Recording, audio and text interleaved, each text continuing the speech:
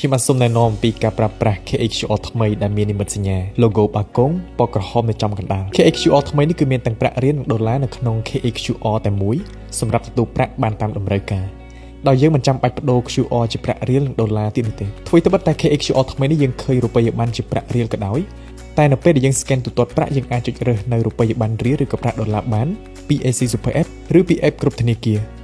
លោកអ្នកអាចធ្វើការរើសគណនីចម្បងគណនី Wallet ឬក៏គណនីធនាគារជាប្រាក់រៀលនិងប្រាក់ដុល្លារ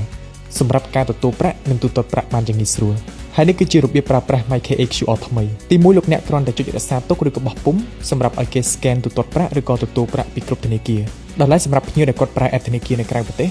គាត់ក៏អាចធ្វើការទូទាត់ប្រាក់នៅតាម KHQR ថ្មីនេះបានផងដែរទី2លោកអ្នកអាចកំណត់ចំនួនទឹកប្រាក់ដោយរើសគណនីទទួលប្រាក់ជាប្រាក់រៀលឬក៏ដុល្លាររួចបញ្ចូលចំនួនទឹកប្រាក់ដែលត្រូវឲ្យគេទូទាត់រួចចុចយកប្រូបន្ទាប់មកចែករំលែកឬផ្ញើ KHQR ឬមួយផ្ញើតំណភ្ជាប់ដើម្បីទទួលប្រាក់សម្រាប់អ្នកទទួល KHQR ឬក៏ link QR តាម Telegram ឬក៏ Messenger អ្នកអាចធ្វើការទូទាត់ប្រាក់ឲ្យគេដោយចុចរើសនៅរូបិយប័ណ្ណរៀលឬក៏ដុល្លារតាមតម្រូវការពី AC Super App ឬពី App គ្រប់ធនាគារដែលអ្នកកំពុងតែប្រើប្រាស់តែមុននឹងចុចបញ្ជាក់សូមផ្ទៀងផ្ទាត់ឈ្មោះនិងគណនីនោះឲ្យបានត្រឹមត្រូវជាមុនជៀសវាងកំហុសឆ្គងណាមួយដែលបានកើតឡើងនេះគឺជាការចែករំលែកចំណេះដឹងជូនទៅដល់សាធារណជនក៏ដូចជាអតិថិជនប្រើប្រាស់ឲ្យទទួលបានការជ្រាបពីការប្រើប្រាស់ KHQR ថ្មីឲ្យកាន់តែដឹងច្បាស់មុនគេបង្អស់ពីធនាគារ Excelida ដែលតែងតែឈានមុខគេ